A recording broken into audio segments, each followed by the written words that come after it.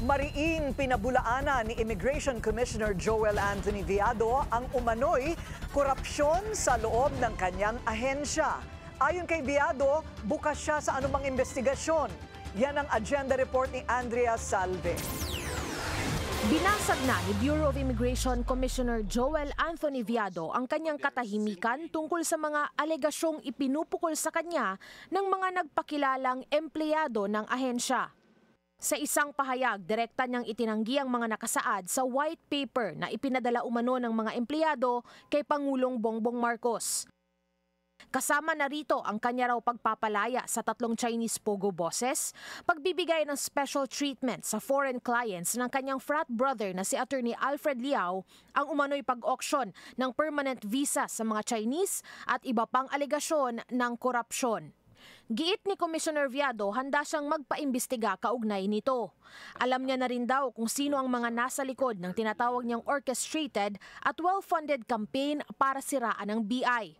Pero saka na lang daw niya ito isisiwalat. Updated din anya si Justice Secretary Boying Rimulya hinggil sa issue.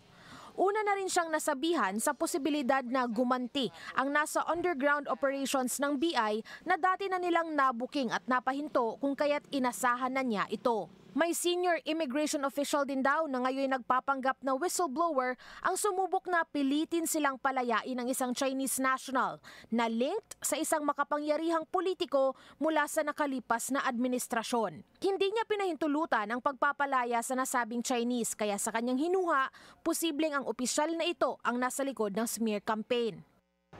Sa gitna ng kaguluhan sa ahensya, mahigit 100 dayuhan naman ang kanilang na-deport sa magkakahiwalay na operasyon nitong mga nakalipas na araw.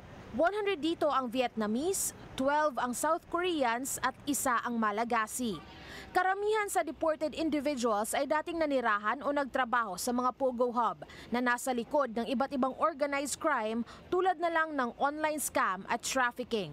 Silang lahat ay blacklisted na ng BI.